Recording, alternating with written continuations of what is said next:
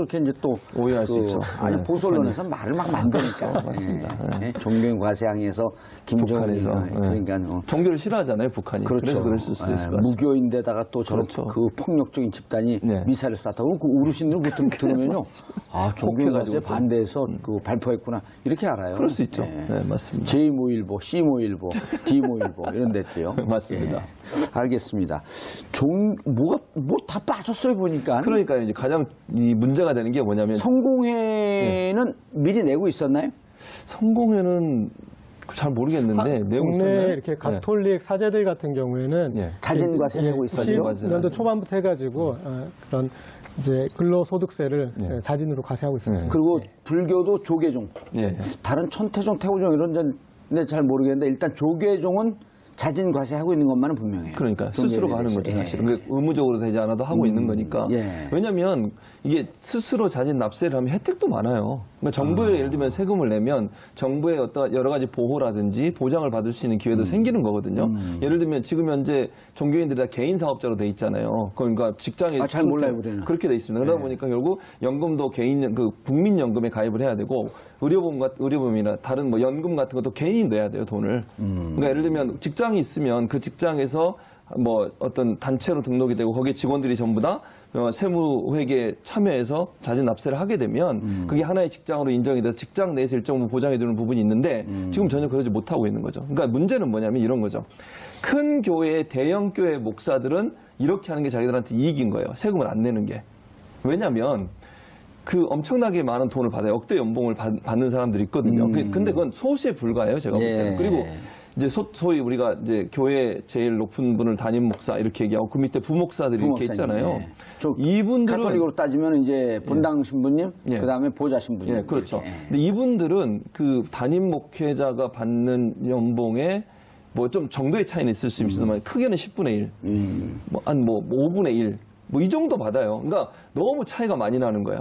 그러니까 담임 목회자는 큰 교회 그것도 큰 교회 담임 목회자 같은 경우에는 세금을 안 내는 게 본인한테 유리한 거예요. 훨씬 더. 그러니까 엄청난 역대 연봉을 받으면 저는 세금을 안 내고 있는 거잖아요. 많으니까. 그렇죠. 근데 그 밑에 뭐 2천만 원 연봉, 3천만 원 이 정도 주로 받거든요. 부교육자, 부목사들이. 근데 이분들은 도리어 그 돈에서 또 자기가 연금도 내야 되고 자기가 의료보험비도 내야 되고 이러는 거잖아요. 결국은. 예. 의료보험도 지역 의료보험 가입자가 돼버리니까. 그럼 교회에서 그걸 보조를 안 해줘요. 근데 만약에 이게 회사처럼 하나의 조직이 세금을 내는 조직으로 되면 그 사람들도 자기가 일부 내고 또 교회에서 일부 내고 이러면서 보조를 받을 수 있는 거잖아요. 그러니까 거의 한 90% 이상의 목회자들은 사실은 찬성하고 있어요. 근데 겉으로 말을 못하는 이유는 대형교회 목회자들이 그걸 거부하고 반대하고 있기 때문에 찍힐까 봐 말을 못하는 거예요. 그러니까 우리가 생각할 때 목사들이 다 반대한다. 저는 그렇게 생각하지 않아요. 그렇죠. 스님들도 다 내니까 반대할 이유가 그러니까요. 없고. 그러니까 신부님들도 그렇고. 네, 조그만 교회는 아니면 부교역자라고 소위 이제 부목사 이런 사람들은 전도사 이런 분들은 정말 열악한 환경에서 일을 해요. 그러니까 업무는 엄청나게 많은데 보수는 엄청나게 적은 거죠. 근데 그게 차라리 세금을 내는 기관으로 들어가고 교회가 세무당국의 어떤 감시를 받게 되면 일정 부분 그 사람들한테 개인적인 복지가 좀 더 돌아갈 수 있는 기회가 된다는 거죠. 좋은 거네요. 예. 근데 이제 대형교회 목사들이나 담임 목사들이 반대하고 있는 거죠, 지금. 반대를 해도 이제 시행령 됐는데, 자, 반대를 하니까 이분들을 좀 무마하려고. 이거 빼고 좀 차 빼고 차 띄고 포 띄고 뭐 먹을 게 없는 거 아니에요? 그렇죠. 근데 일단은 이 종교인 과세를 하려고 했던 취지를 좀 처음에 생각해야 될 것 같습니다. 사실은 종교인 과세를 한다고 아까 말씀하셨듯이 이 과세 대상이 되는 사람들이 워낙 사실은 소수예요. 그리고 그 과세해서 징수할 수 있는 세금이 그렇게 큰 규모인 것도 아니고, 그렇지만 조세 형평성을 맞추기 위해서 조세 형평성과 조세 투명성, 그러니까 대한민국에서 감춰진 세금이 있어서는 안 된다라는 이제 그런 그 대원칙이 있는 것이고, 그래서 1968년 초대 국세청장부터 이게 수건 사업이었고 이게 됐고, 그리고 OECD 국가 중에 종교인 과세를 안 하는 나라가 우리나라밖에 없었어요. 그러니까 이 종교인 과세 반대하시면서 이렇게 이건 종교 탄압이라고 기독교 탄압이라고 주장하셨는데, 그러면 그동안에 다른 OECD 국가는 기독교 탄압하고 있었던 거죠. 그런데 OECD 국가 중에 유일하게 종교인에 대해서 종교 단체 같은 경우는 다른 나라도 뭐 비영리법인인가 그럴 테니까 조금 이제 다른 방식의 과세나 그런 걸 하겠지만은 종교인에 대해서는 다 과세를 하고 있었고요. 그래서 지금 이제 이게 우리나라로 왔는데 하나님이 유독 대한민국의 목사님들만, 그것도 큰 교회 목사님들만 편애하시는 건지 모르겠지만 마지막에 기승전 결론도 지금 이 그런 큰 교회를 운영하시는 목사님한테 유리한 입장으로 간 것 같습니다. 그러니까 우리가 세금을 내는 사람이 자, 내가 버는 돈 중에 이 돈은 세금 내고 이 돈은 안 낼래 라고 결정할 수 있는 건 아니잖아요. 그거는 국세청이 판단하는 거 법과 이 명령에 의해서 판단되는 것인데 지금 이제 세금을 내지 않을 과세 대상이 되지 않은 종교활동비에 대한 판단 기준이 각 종교단체에 있는 뭐 당회나 그런 데에서 이렇게 지금 결정되게 돼 있어서 그 구조에서 얼마든지 그분들이 이렇게 이 주장하면은 그게 종교활동비로 비과세 항목으로 빠질 수가 있다라는 게 자, 문제인 것 이 대형교회 목사님이라고 제가 그 생각을 해보고요. 네. 연봉을 좀 많이 받는다 그러니까 조금 이제 적정해서 연봉 한 12억을 받아요. 네. 그럼 이제 월 1억이니까. 예. 1억 중에서 네. 100만 원은 예. 급여고. 280만 원까지 하셔도 돼요. 280만 원까지 해도 세금 안 내요. 280만 원은 급여고. 예. 이게 280만 원은 복잡하잖아요. 계산하니까 200만 원 할게 200만 원. 네. 이거 빼기가 힘들어요. 200만 원은 급여고 예. 9,800만 원은 종교 활동비로 지급하는 거야. 네네. 그럼 9,800만 원에 대해서 세금을 안 내. 예. 그리고 200만 원도 세금을 안 내. 예. 그렇게 하자는 거예요? 그게 현실적으로 가능한 거죠. 네. 그 이제 그럼 대국민 사기극이네. 그 이제 국정농단 세력이네. 예, 그럼? 종교 활동비에 대해서 비유하시기는 그렇게 비유하더라고요. 그러니까 이거는 기업의 법인카드와 비슷한 거다. 기업에서도 이렇게 어떤 그런 기업 활동하다 보면은 필요한 지출이 있는데 비용으로 거기에- 인정하잖아요. 예, 법인카드. 예. 근데 저는 몇 가지 측면 좀 완벽하게 다른 것 같습니다. 그러니까 첫 번째는 기업 자체가 법인세를 내는 주체라는 말이에요.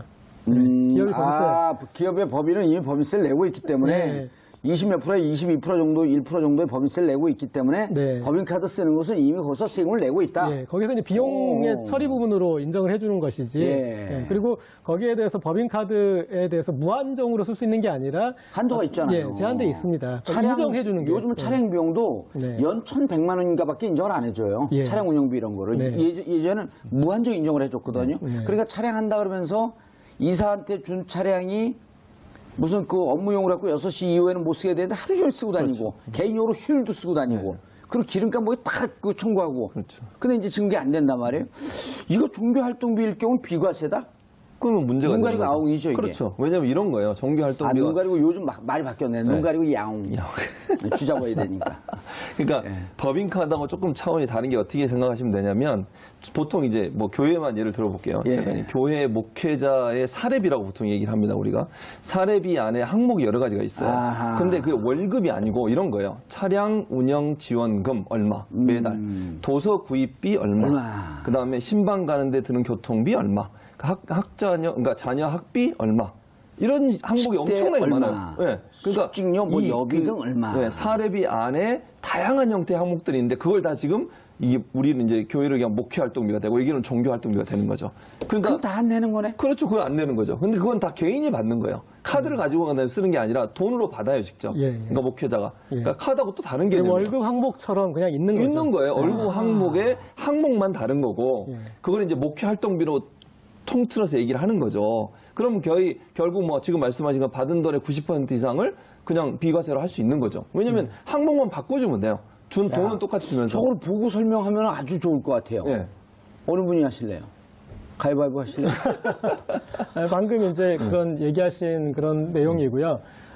지금 이 비과세 항목이 있는데 마지막에 이제 소득에서 제외되는 저 목회 활동비라는 예, 과세 비과세는 일단 네. 그 급여로 받는 것 중에 예, 예. 그렇죠. 급여로 받는 것 중에 과세가 되는 생활비, 항목과. 사례비 이런 등등 상여금 등등 여기다 세금을 매기고 네. 비과세는 본인 학자금, 본인 차량 유지비 이건 한도가 있네요. 네. 월 20만 원 이하, 출산 및 보육비 6세에 월 20만 원 이하, 사택 지원 이런 등등은 비과세 세금을 네. 세금에서 제외하는 거예요. 저 부분은 이제 이 기본적인 근로소득세의 어떤 그런 그 기준에 원칙과 근거해서. 거의 이제 비슷한 것 같고요.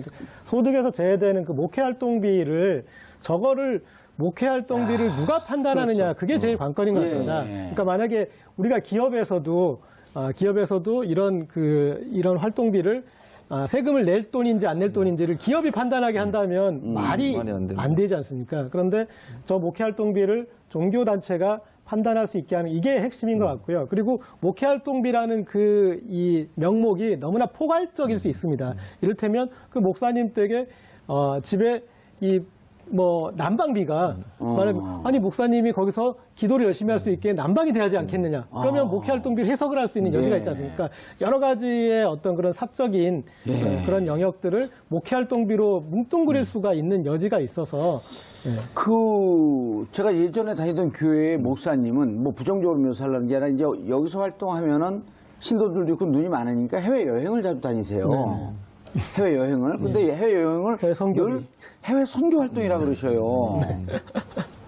그 눈을 이렇게 많이 쳐다보고 목사님 정말 선교 활동 하셨어요? 그럼 눈을 싹 이렇게 피해요. 그러면서 저한테 그래요. 악마는 디테일에 있다. 근데 그런 데다 목회 활동도 그 들어가는 목회 거죠. 활동이라 하면 종교 활동이라고 하면 안 내는 거 아니에요? 비행기 쌌어. 그래서 이제 대부분 연예인이나 스포츠 선수나 이런 사람들이 그러니까 그 비용이 어느 정도에 들어가는지에 대해서 이 가늠하기 한도를 힘들 때 정하잖아요. 그때 이제 원칙을 정해서 그 원칙 안에서 하지 않습니까? 그러니까 목회 활동비라는 것도 어떻게 보면은 비유하자면 그런 이제 연예인이나 스포츠 스타들이 우리가 비용 인정을 해주는 그 범위 안에서 해주면 살 수 있는데 지금처럼 어느 정도 어떤 금액인지 그리고 어떤 식으로 증빙해서 그것을 할 것인지 그런 거에 대한 세부 규정이 명확하지 않은 상태에서 그것을 그리고 권한을 어떤 세금에 대한 권한을 그쪽 종교단체로 넘겨버린 것은 이건 이해하기 힘든 조치인 것 같습니다. 앞으로 이제 어쨌든 개정이 좀 돼야 되겠네요. 예를 들어 목사님이 아니라 교수님 이렇게 하면 어떨까요? 예. 예를 들어 A라고 하는 교회에 성직자 숫자가 있을 거 아니에요. 예. 또 신도 숫자가 있을 거 아니에요. 등록 신도들이 있잖아요. 예. 등록 신도에 비례해서 그 상한선을 만들어 놓는 거예요. 우리 교회가 1000명이다. 예. 그럼 상한선을 월 종교 활동률 한 100이나 150 정도 하는 기준을 만들어 놓고 그 모니터링 하면 나올 거 아니에요. 샘플링 하면. 그래서 1000명일 경우에 월 100만 원이다. 목회 활동비. 그럼 10,000명이 되면 10배로 1000만 원이 되는 게 아니고 예. 그렇다고 10배 종교 활동을 하는 건 아니잖아요. 그렇죠. 그거에 따라서 숫자가 늘어나는 거에 따라서 상한액을 좀 만들어 놓는 게 그렇게 합리적이지 않을까요? 그것도 하나의 방법이 될 수 있겠네요. 예. 지금 정의님 말씀하신 것처럼 아예 그냥 숫자에 따라서 일정 부분 정부가 예. 비과세 상한선을 정해놓는 거죠. 그 이상의 예. 목표 활동은 더 이상 비과세가 아니다. 과세를 하겠다라고 하는 그것도 좋은 방법인 것 같고. 예. 또 지금 하나는- 이거는 문제가 있네요. 그렇죠. 그러니까 목회 활동비라고 하는 것을 누가 정하느냐를 지금 고절기라도 말씀하셨는데 예.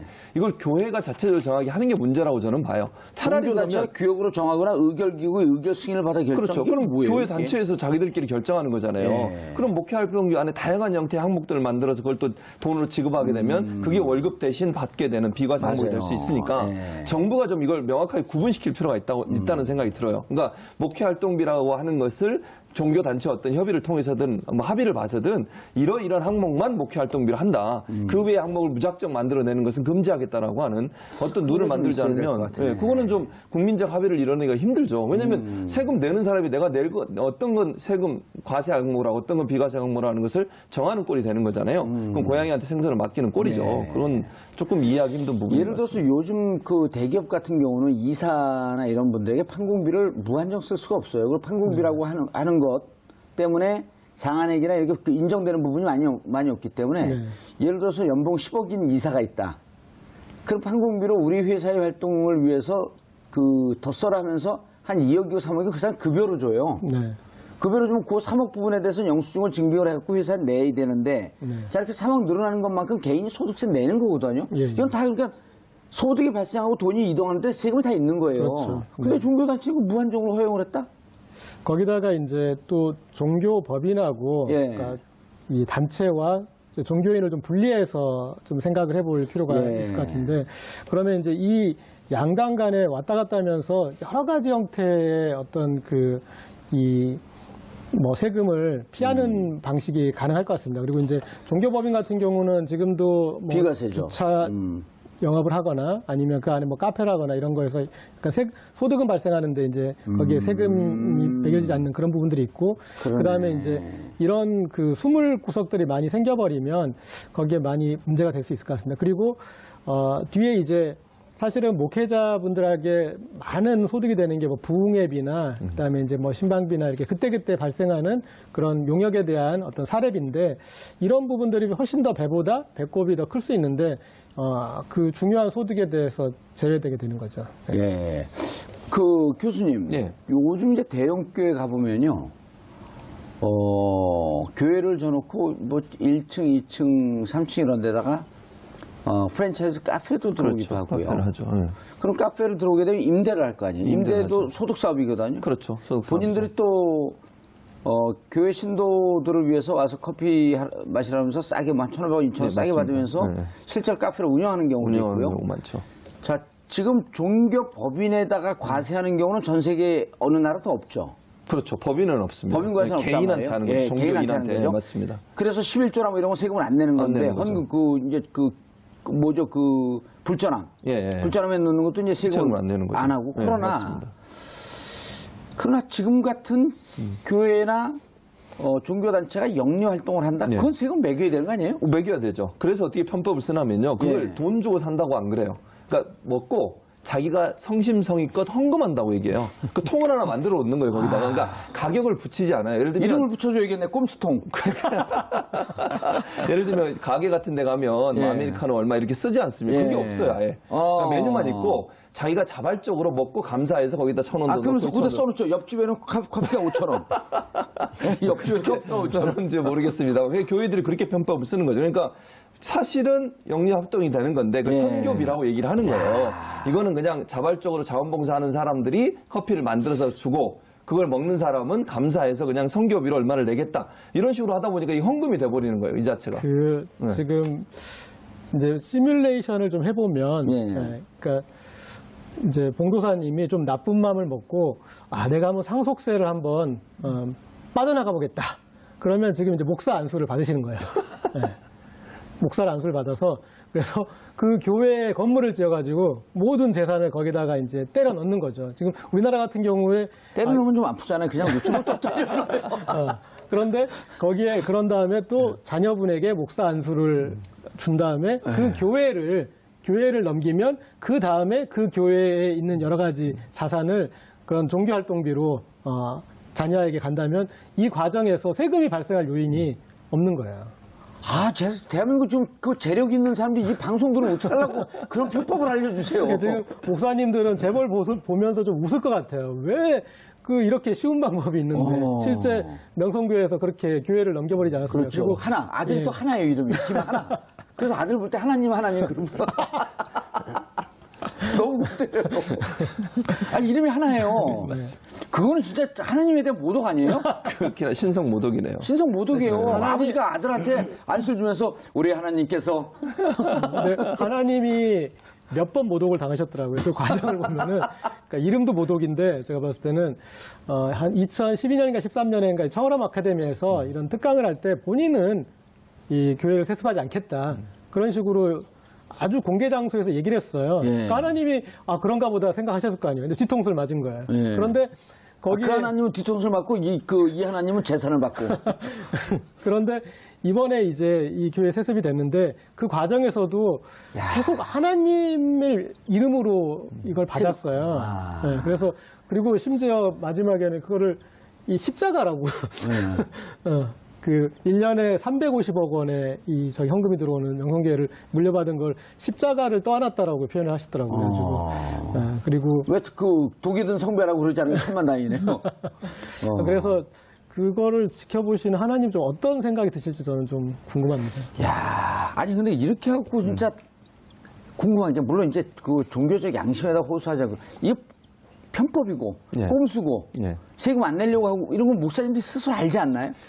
뭐 아시지 않겠어요? 저는 그렇다고 보는데 이제 그럼에도 불구하고 그걸 실천하지 않는 게 사실은 세상 분들, 세속적인, 예. 그분들이 볼 때는 상당히 이해가 안 되는 영역이죠. 그러니까 사실은 근데 이제 의외로 교회 내 교단 내에도 그걸 주장하는 분들도 많아요. 지금 봉사님 말씀하신 것처럼 교회가 바뀌어야 된다, 깨끗해져야 된다, 이런 개혁이 된다 이런 주장하는 분도 많거든요. 물론 그분들이 대형 교회에 의해서 막 억압받기도 하고 핍박받기도 하지만 그분들은 그런 목소리를 내요. 이게 제대로 된 그러니까 정말 교회가 사회를 정화하고 사회가 깨끗한 방향으로 가기 위해서 솔선수범해야 되는 거 아니겠습니까? 그리고 종교인이라 하더라도 본인이 얻은 그 소득에 대해서는 세금을 내는 게 정말 당연한 거 아니에요? 근데 종교 단체야 뭐 아까 말씀한 법인이고 거기는 그냥 비영리 단체니까 뭐 종교 단체뿐만 아니라 비영리 사업을 하는 NGO 단체들은 세금을 안 내니까 그거는 이해를 하겠지만 개인이 월급을 받고 뭔가 보수를 받았다면 거기는 당연히 예외 없이 다 세금을 내는 게 맞다고 저는 생각하는데 그런 부분에서 좀 인식을 제대로 못하는 건 안타까운 부분이죠. 재미있는 부분이 이 명성교회 세습 과정에서 그러니까 그런 것에 대해서 하나님이 알고 내가 알고 또 옆교회 목사님이 아세요. 그러니까 옆교회 광성교회라는 그 큰 또 교회가 있는데 그리고 광성교회 목사님은 뭐 교계에서 뭐 그런 당회장도 하시고 상당히 이 그런 인지도가 있는 분인데 이 과정에서 세습하기 좀 전에 지역 노회에서 이것에 대해서 인준을 해줘요. 그때 이 광성교회 목사님이 해주셨는데 그 전에 명성교회에서 광성교회 부동산을 시가보다 상당히 더 값을 후하게 쳐줘서 인수하는 그런 사건이 있었어요. 네, 그래서 이 이해관계가 발생한 뒤에 이 지역 노회를 통해서 세습을 인준해주는 그런 과정도 거치고 그래서 글쎄 뭐 기독교계 총체적 단일 교회에 그런 문제를 보여주는 것이 아닌 것 같고 그리고 또 대형 교회에서 이런 사례가 너무나 빈번하게 일어났지 않습니까? 그래서 저는 좀 아니 그 그러니까 이게 보니까 그 목사님이 명성교회 목사 씨라 그러면 안 되지 목사님이라 그러는데 목사 씨 님이라고 부르기가 좀 그래요. 대형교회 목사가 좋습니다. 목사가 삼환이에요. 삼자 환자. 환은 구슬 환자 아니에요. 그렇죠? 모르겠어요. 이분 제 느낌은 세 개의 나중에 이름을 바꿨는지 세 개의 골이란 말이에요. 이게 삼위일체론 아니에요. 성부와 성자와 성신의 이름으로. 그렇습니까? 네, 삼위일체론. 삼위일체는 있죠. 성부와 성자와 성신. 세 개의 구슬이 마지막에 하나님에게 전한. 아들은 하나예요. 김 하나. 야, 안 창피해요? 같은 목사로서? 아니, 그렇죠. 이렇게 하면 안 되는 거죠. 이거는요, 교회 내에서도 사실은 이렇게 하지 말자라고 결의도 하고, 또 법도 있어, 교단에. 이렇게 세습하면 안 된다고. 세습 금지? 네, 그런 법도 만들었어요. 근데 세습 방지. 그 법이 무의미하게 되는 거죠, 사실. 큰 대형 교회가 그렇게 하는 거를 물리적으로 막을 수 있는 방법이 없는 거예요. 그러니까 이게 이제 김상환 목사의 명성교회인데 여기 같은 경우는 엄청나게 크거든요. 10만 명, 성도 10만 명 정도 돼요. 그러니까 규모로 보면 엄청나게 큰 교회고요. 그러다 보니까 이제 그 교회의 영향력이 아까 노예 얘기한 노예라고 하는 것은 지역에 있는 교회들이 모여서 만든 연합체예요. 거기서 이걸 관리하거든요. 전체 그 지역의 뭐 교회나 목회자들이 어떤 활동이 되는 것에 대해서 징계할 거면 징계도 하고 또는 뭐 제정할 거면 법정 규정도 제정하고 이러는데 그 교회가 그 노예가 이 교회의 영향력으로 자유로울 수 없다는 거죠. 왜? 노예 활동비에 가장 많은 부분을 지출을 하고요. 노예에서 가장 영향력 있는 행사를 하기 때문에 대형 교회를 노예 입장에서 징계를 하거나 아니면 제재를 가거나 이럴 수 없는 상황이에요. 왜냐하면 대형 교회가 노예를 거의 쥐고 흔드는 상황이 되는 거니까. 아니 등록 신도가 10만 명, 연간 재정이 1,000억. 예. 그 연간 재정 1,000억이면요. 대한축구협회가 한 1,400억, 1,200억까지 갔다가 최근에 이제 우리 팀이 잘 못하면서 한 700억 정도로 주저앉았거든요. 한 교회 예산이 대한축구협회 예산보다도 많아요. 근데 저는 이런 일이 벌어지는 과정에서 신도들이 입는 그 상처 이 부분이 엄청나게 큰 것 같아요. 그러니까 이런 무리수를 진행하게 되면은 그것을 앞장서는 사람들이 있지 않습니까? 그런데 그 사람들이 엄청나게 많은 상처를 신도들에게 주고 그리고 이번에도 그런 이제 과정에서 물리력이 발생하는 그런 노출이 됐지 않습니까? 그리고 문제 제기를 하는 사람들이 엄청나게 많은 또 핍박을 받게 됩니다. 그래서 예. 지금 그리고 그분들이 이제 이 교회를 지금 또 나오고 있는 상황이 되는 것 같더라고요. 그래서 이런 상처까지 남기는데 좀 마음이 안 좋습니다. 그러니까 지금 말씀하신 것처럼 교회 내에 이제 이런 문제 제기를 하는 사람이 당연히 있을 수밖에 없죠. 목회자가 됐든 평신도가 됐든 장로가 됐든 문제 제기를 하면 그 사람들을 한쪽으로 코너에 몰아넣고 공격을 하기 시작해요. 그래 몰아내는 거예요. 아예 교회 쫓아내고 그다음에 파면을 시키고 예를 들면 장로직을 파면시켜 버려요. 그러니까 당회라고 하는 것이 이제 최고 의결 기구인데 당회장은 그 교회 담임 목사가 맡고 당회원들은 장로들이 하는 거거든요. 근데 장로들은 대체적으로 담임 목사에 좀 가까운 사람들이 장로가 되는 경우가 많아요. 그러니까 담임 목사의 영향이 절대적으로 클 수밖에 없는 상황이고 그런 상황에서 한두 명의 장로가 거기에 거부해서 반기를 들거나 문제를 제기하거나 언론에 폭로를 하면 그 사람들의 장로직을 파면시켜버리고 교회에서 퇴출을 시켜버려요. 나가라고. 그러면 이제 뭐 힘이 없잖아요. 장로 입장에서는 문제 제기했다가 그냥 쫓겨나고 그다음에 본인이 다니던 교회에서 스스로가 아니라 물리력에 의해서 쫓겨나오는 이런 문제가 발생하게 되고 그러면서 교회가 둘로 나눠지거나 일부 그 문제를 제기했던 성도들이 엄청난 상처를 입게 되는 거죠. 그러면 하나님 그걸 기뻐하시겠습니까? 저는 절대로 옳다고 생각하지 않거든요. 교회가 나눠지는 거 하나님 왜 기뻐하시겠습니까? 그리고 부정과 비리를 가장 싫어하시는 분이 예수님이고 하나님이신데 공의와 정의가 강물처럼 흐르게 하라는 게 성경에 있는 말씀이잖아요. 근데 교회 안에 공의와 정의가 없다고 하면 그 교회를 보고 하나님이 과연 기뻐하시겠는가 이런 생각이 드는 거죠. 명준 스님 유명한 얘기를 했잖아요. 자기 책에서도 썼는데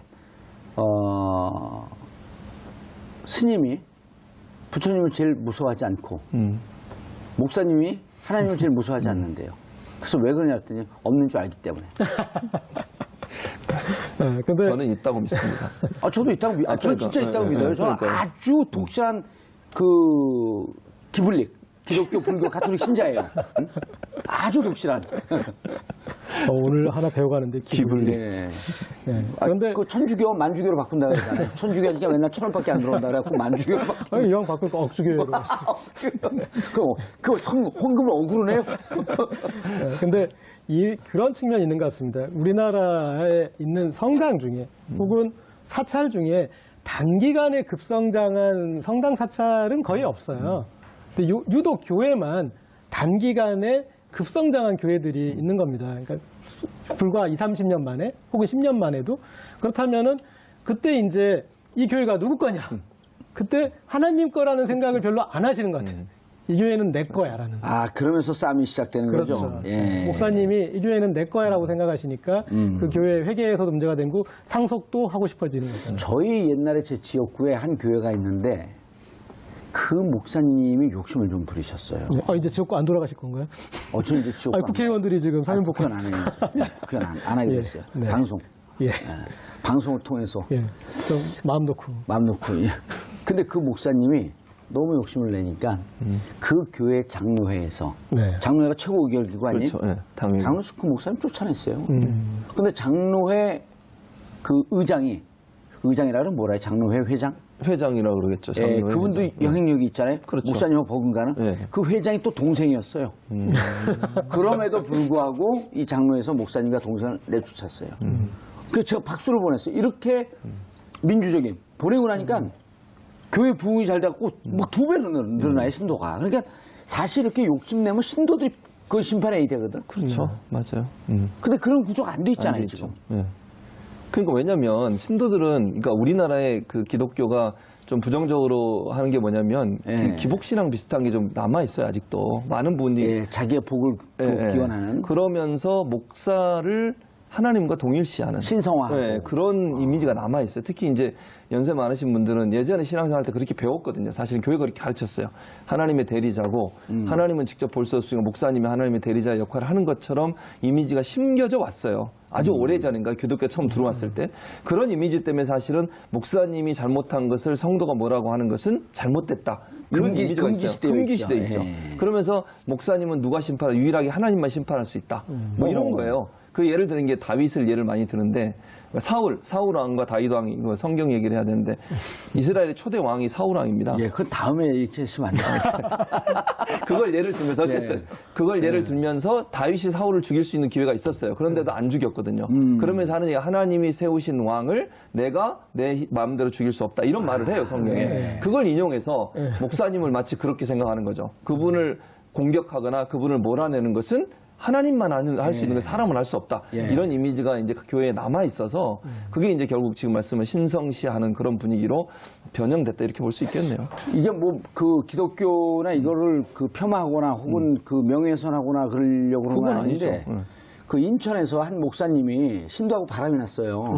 그래서 그냥 남편이 그 호텔에 급습을 하니까 그 목사님이 한 7층에 8층 대롱대롱 매달리다가 떨어져 돌아가셨어요. 그 유명한 기사예요. 네네. 그랬더니 그 교회에서 올해 그 질병으로 급속으로 사고로 돌아가셨다. 원인도 안 얘기하고. 네. 그러니까 이런 게 일종의 신성시하고 그렇죠. 그게 실제 우상숭배 아니에요? 그렇게 되면 그건 우상숭배죠. 지금 말씀하신 그 사례만 보면 그건 그 분명 기사가 우상숭배. 있어요. 검색하면 다 나와요, 그게. 그건 우상숭배죠, 사실은. 그래서 잘못된 걸 밖에 밝혀야죠. 이렇게 매달리는 사진도 나왔어요. 그러니까요. 나쁜 짓 하다가 그런 짓을 했으면 이건 파면을 시키고 문제 있다라고 얘기를 하는 게 맞는 거 아닙니까? 근데 거기도 대형교회예요. 그러니까요. 지금 이렇게 목사님들 뒷담화하는 자리가 저도 갑자기 생각나는 그런 이야기가 있어가지고. 아니, 왜 그러냐면 이게 그 목사님들이 전에 이제 그 이명박 정부 들어오자마자 노무현 정부 때 만들었던 종부세. 제가 이 얘기를 인용을 많이 하는데 그 종부세를 없애는 날 서울대 교수 한 분이 이제 우리가 오전 일주일에 한 번씩 그 국회에서 조찬 연구 공부 모임을 하는데 그분 보수적인 분이에요. 네. 여자 교수님이었었는데 자기 종부세 대상이래요. 예. 근데 아침에 얘기하다가 울먹이면서 눈물을 실제로 흘렸어요. 부자들을 더 이상 창피 주지 마라. 종부세 내고 싶다. 네. 돈이 많고 재산이 있고 많은 소유가 있으면 내야 되는 거 아니냐. 왜 자꾸만 부자를 그렇게 천박한 집단으로 만드냐. 네. 그랬거든. 저는 지금 목사님들 중에 이런 고해성사하는 심정으로 더 이상 성직자를 부정한 집단으로 매도하지 마라. 매도당하기 싫다. 그렇죠. 세금 내겠다. 특수활동비, 종교활동비 없애라 다. 이게 뭔 얘기냐? 그렇죠.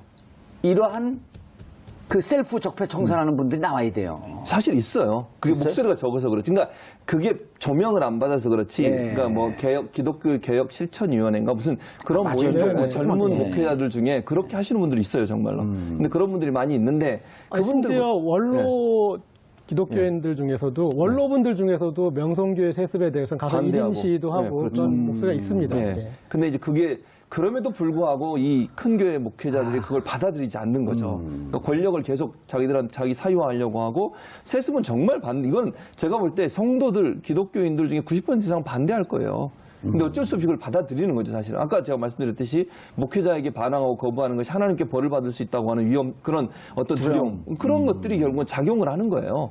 그러니까 자기는 마음에 안 들지만 그럼에도 불구하고 자기는 그 사람을 어떻게 할 수 있는 권한이 없다고 보고 하나님만 할 수 있으니까 자기는 그냥 순응하고 하는 그런 이제 모습을 보여주기 때문에 문제라고 볼 수 있고. 한국 교회가 이렇게 가면은 이제 이 종교 사유화하는 대표적인 나라가 일본이지 않습니까? 일본의 사찰 같은 경우에는 그냥 이제 세습하는 그런 사찰이거든요. 그래서 이 자녀가 한 뭐 40살까지는 평범하게 직장 생활 하다가 마지막에? 이제, 막 물려받을 때만 머리 깎고 와가지고 스님이 되는 거예요. 아까 그 아이디어가 거기서 나온 게 일본.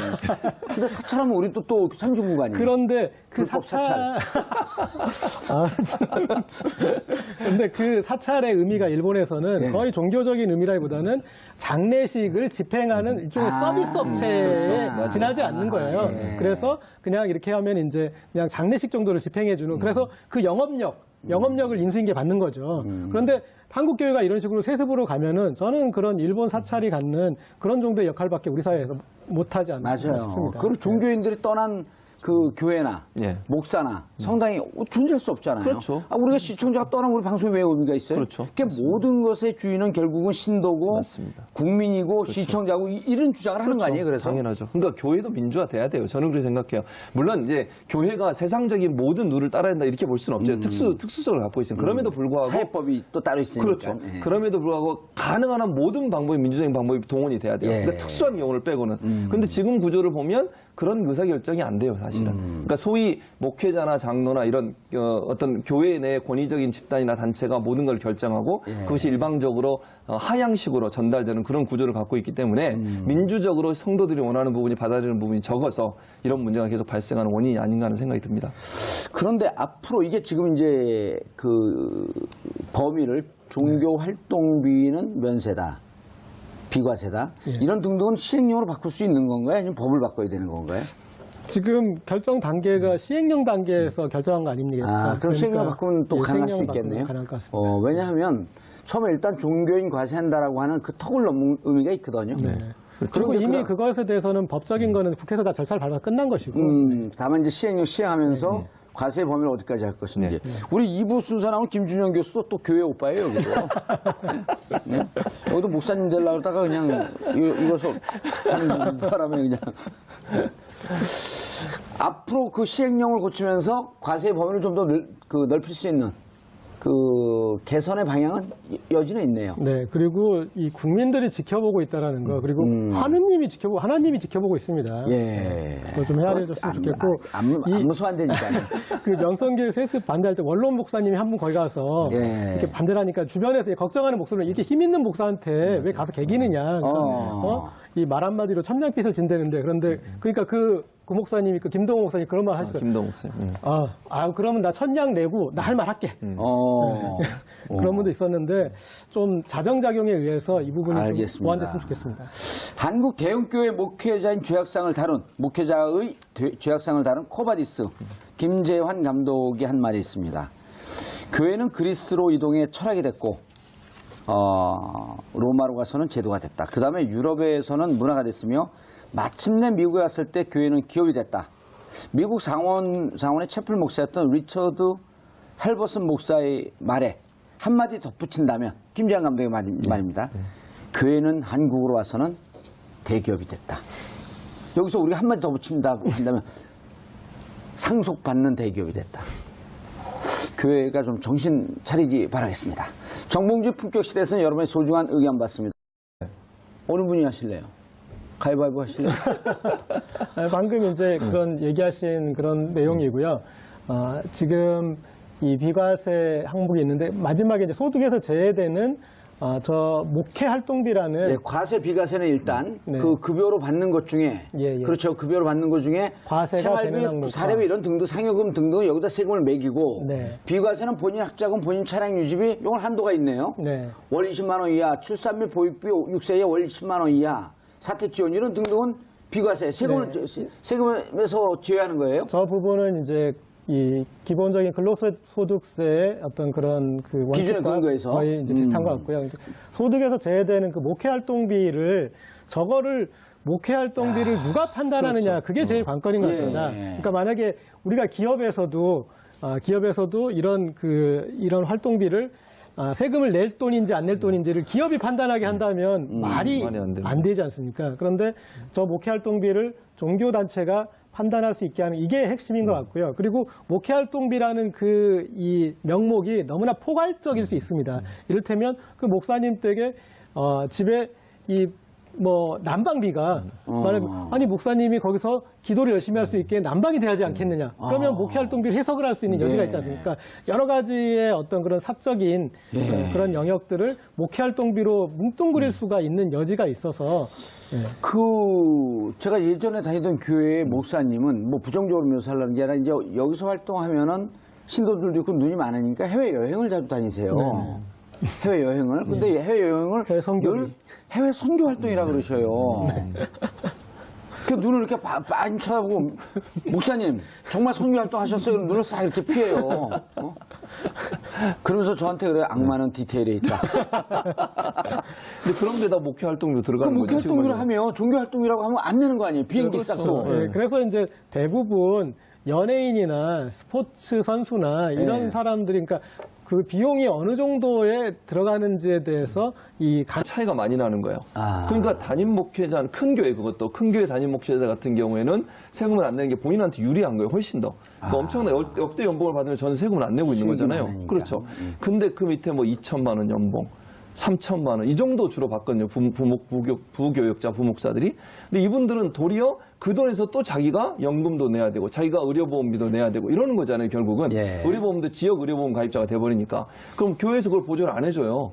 근데 만약에 이게 회사처럼 하나의 조직이 세금을 내는 조직으로 되면 그 사람들도 자기가 일부 내고 또 교회에서 일부 내고 이러면서 보조를 받을 수 있는 거잖아요.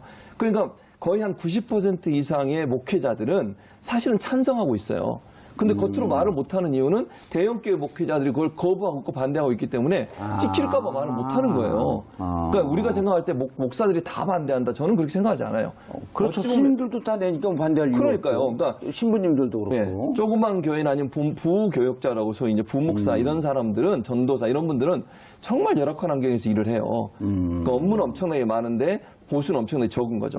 근데 그게 차라리 세금을 내는 기관으로 들어가고 교회가 세무 당국의 어떤 감시를 받게 되면 예. 일정 부분 그 사람들한테 개인적인 복지가 좀 더 돌아갈 수 있는 기회가 된다는 거죠. 아, 좋은 거네요. 예. 근데 아마, 이제 예. 대형교회 목사들이나 담임 목사들이 반대하고 있는 거죠, 지금. 반대를 해도 이제 시행령 됐는데, 자, 반대를 하니까 이분들을 좀 무마하려고. 이거 빼고 좀 차 빼고 차 띄고 포 띄고 뭐 먹을 게 없는 거 아니에요?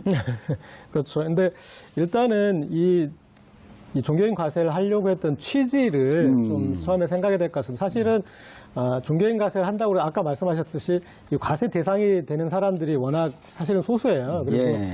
그 과세해서 징수할 수 있는 세금이 그렇게 큰 규모인 것도 아니고 그렇지만 조세 형평성을 맞추기 위해서 조세 형평성과 조세 투명성, 그러니까 대한민국에서 감춰진 세금이 있어서는 안 된다라는 이제 그런 그 대원칙이 있는 것이고 그래서 1968년 초대 국세청장부터 이게 수건 사업이었고 이게 됐고 그리고 OECD 국가 중에 종교인 과세를 안 하는 나라가 우리나라밖에 없었어요. 그러니까 이 정부에서도 이렇게 어떤 그런 기업 활동하다 보면은 필요한 지출이 있는데 비용으로 거기에- 인정하잖아요. 예, 법인카드. 예. 근데 저는 몇 가지 측면 좀 완벽하게 다른 것 같습니다. 그러니까 첫 번째는 기업 자체가 법인세를 내는 주체라는 말이에요. 기업이 법인세. 기업의 법인은 이미 법인세를 내고 있기 때문에 네.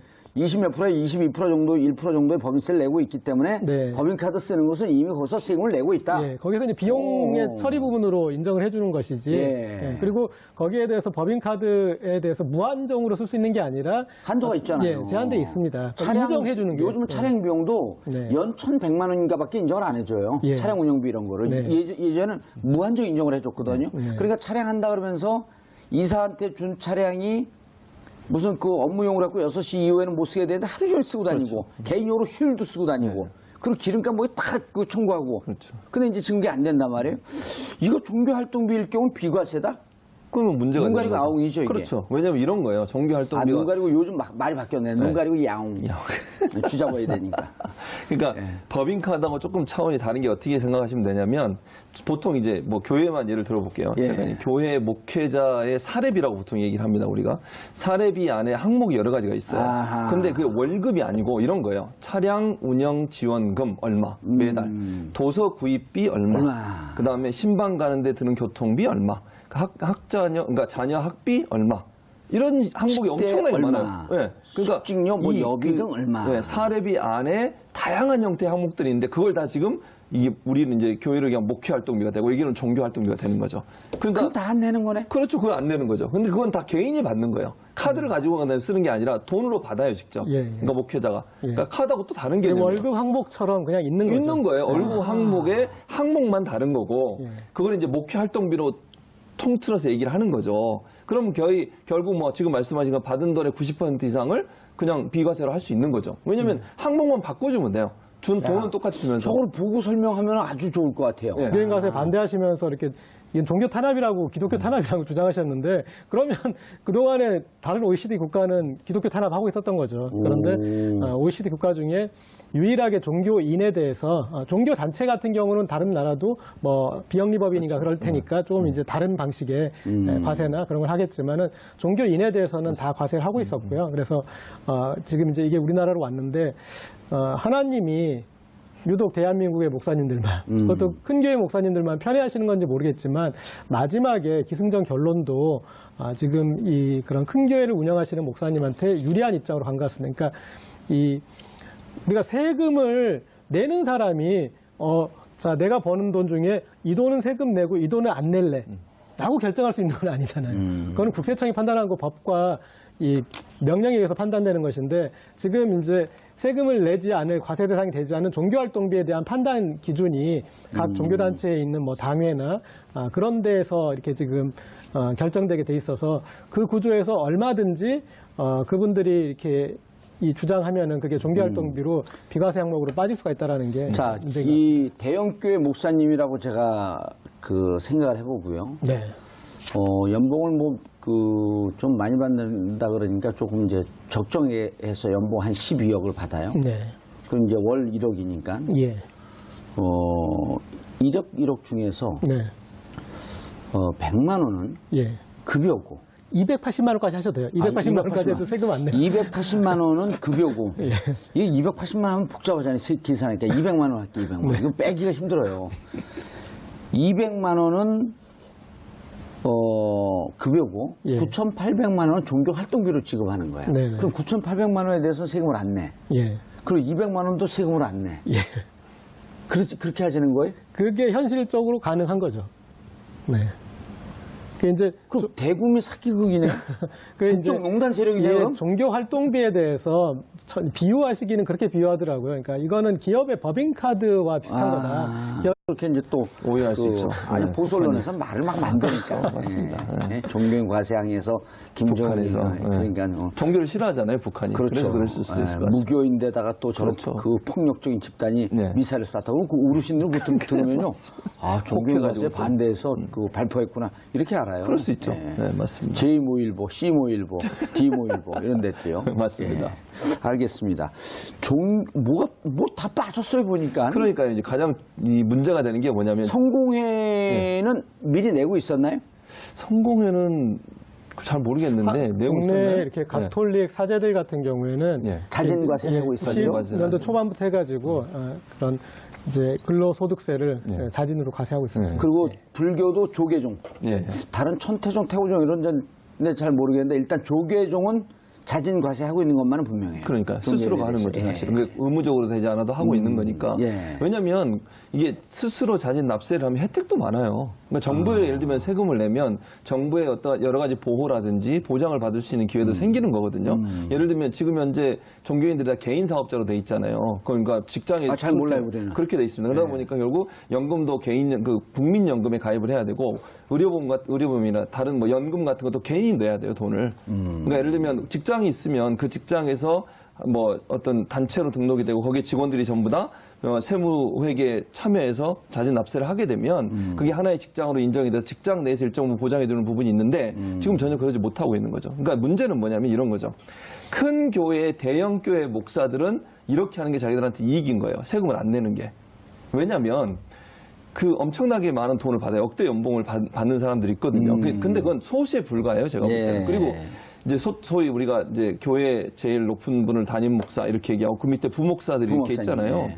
저 이분들은 가톨릭으로 따지면 이제 본당 신부님, 예. 그다음에 보좌 신부님. 예, 그렇죠. 이렇게. 근데 이분들은 그 담임 목회자가 받는 연봉에 뭐 좀 정도의 차이는 있을 수 있지만 크게는 10분의 1, 뭐 한 뭐 5분의 1, 뭐 이 정도 받아요. 그러니까 너무